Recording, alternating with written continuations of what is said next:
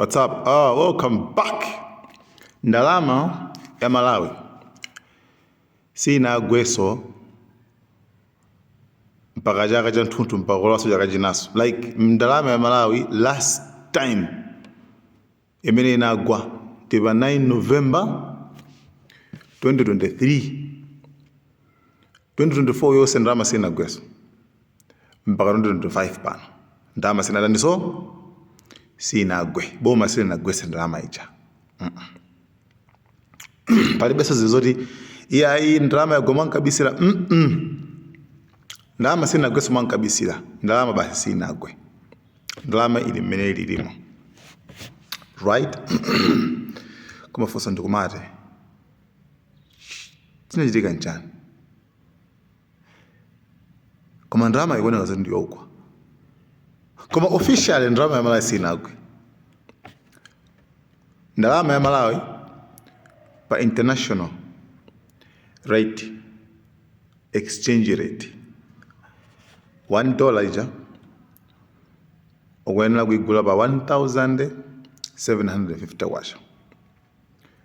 Randi olosena fike so ndi 100 kwacha. Ndima 90 chakuti 95 97 randi rimene. Mukapita ku bank pena pake ama ikapo screen chonchi ndama amalizana kuti nchani exchange rate ya foreign exchange nchani mzaone bwino mzaone US dollar mzaone randi mzaone nge bwino pacha mzaone zoti alemba mitengo yomwe ija yokuti 20 like 95 randi to 1 rand mene ndekuti kuma dollars ukupeza yani ukupeza 1750 kwacha. Komano ndicho machitika nchani? What is the main problem? Vuto leni lilagona pati zimene nokambirana pano mchicho chomveka bwino chochakuka bwino kuti unaliyesa azikhandi kuzindikira kuti kuti zinthu zomayenda chonchete ndikufotokozerani ndikuwuzani chisisi ineyo ya chisisi chake chili apa.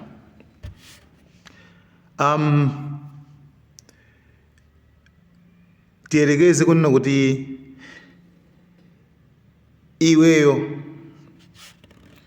katundu amene business imene umapanga katundu amene umagulitsa umakaoda kunja kuja ukumagwisa ntchito marandi kapena ukumagwisa ntchito madollars right. Iweyo ndi Malawi ndithu, iweyo ukufuna unyamuke utenge makwacha ako nasi katundu wako business yako ugwisa ntchito makwacha unyamula chithumba cha makwacha ako kaya ndalama zili ku banki kale upita ku banki reserve bank kucha wauza kunena kuti ine ndifuna ndikaode ndiyeno ndimafuna madollars ndiye ku banki kucha akuuza bwino dollar pano paiti pa 1750 kwacha. Okay, randi ili pa 95 kwacha mpaka namapita soko iwe zili bwino kwambiri. Koma akuuza kuti unfortunately mwatsoka ndalama zathu libe. Iwe ndalama ija palibe, ndalama zakunja mulibe iwo ndalama zakunja alibe. Ndeno iwe ngati businessman avande zandifotabe ngati panga bwanji iweyo ukuyang'ana kuti angapezeke nazo ndani boma silupezeka nazo ndalamazo. Ukampeza Gamba wa black market ndalama ija alinayo. Gamba wa black market ndalama ija alinayo. Chabwino Gamba ujakuza kuna kuti ngati ufuna $1 ngati ufuna kugule $1 kwa ineyo nasigamba wazindikiraso kuti pansika aboma alibe ndalama zakunja nde ineyo ndinyenye ndikhadzule ndipakuli ndalamazi nde iye akakuza kuti ngati ufuna $1 undipasa 5,000 iwe mpaka 5,000 yes ngati ufuna $1 undipasa 5,000 pamene ku banki ndalama ndi 1,750 kwacha senza kuona kuti iwe kuti katundu wako atheke palibe njira ina kupatula yani kupatula madola kapena kufuna randi ndiye randiyo kuti uyipeze ogulisa randi uja black market akuza kuti ase randi ndili nayo koma randi imeneyi ndikufuna 230 250 iwe kubanga apanga 95 kwacha 97 kwacha ndipeleke 250 iwe upanga bwa kuboma ndalama kulibe upanga bwanji iweyo umatenga ndalama ija yako ndalama zambirimbiri kugula yani kugula ndalama yakunja ija pa mtengo wolira kwenaku utapsa mtima right utapsa mtima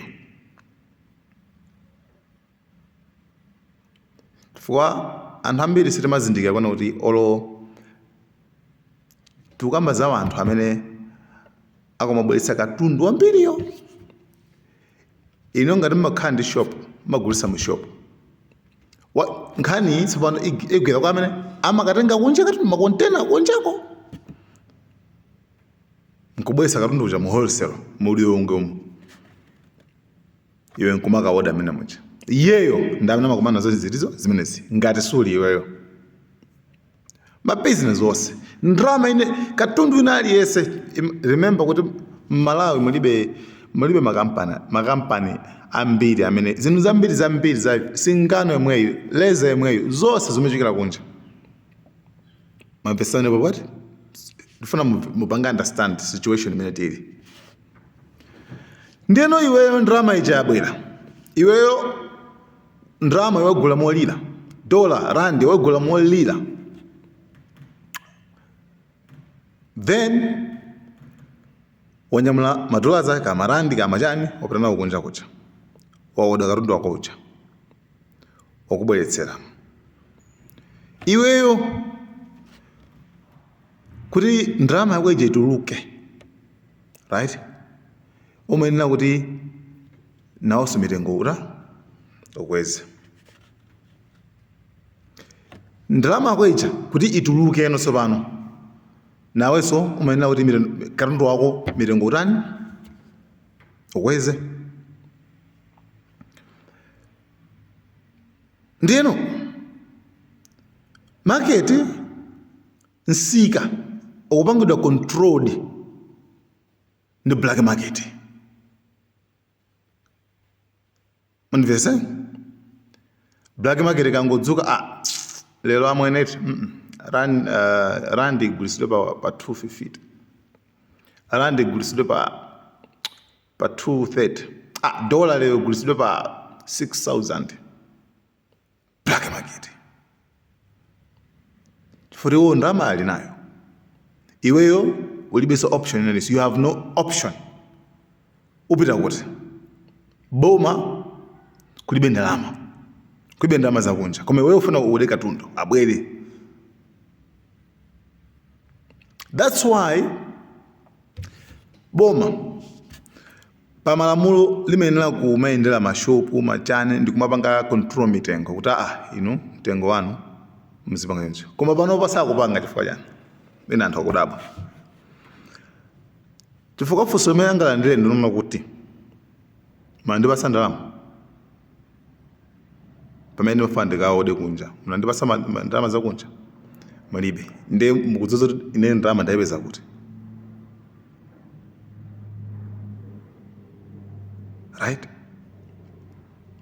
Ndeno zipeza lunaliyese akupanga zake ngasi aise basi mtengo basi wala wachisawa.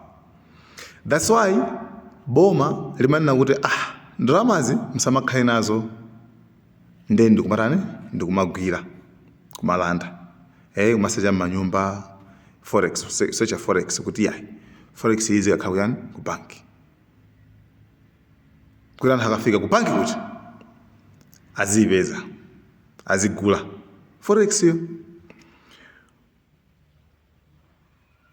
Ndi pamene patuluka zoyankhula zambiri pena anthu amba kupanga research kuti vuto ndi chani koma why kuboma kulibe forex chuchitika ndi chani. Pamenepo pamene anthu amba kupanga analyze kuona kuti maulendo aja kuchuluka Nigeria pompano alendo pakananga I think audio ya Kamalepo Kaluwa akuti maulendo origin ku Nigeria atenga anthu 60 kaya anthu angala dono amanganya atenga anthu ka 40 owaperekeza kupita ku Spain. Ndino forex ikugwisidwa ntchito mu zinthu zambiri like mmene amanenera Kamalepo Kaluwa kuti mukagula chimachini chipegasus choyang'ana kuti anthu apa social media achani machini kuti sangathandize like alibe sikuti atathandiza china chilichonse. You understand? Zovala kumavenda kuja like kumabelo anadula kwambiri. Why do you think boma limanena kuti tikupasani ndalama?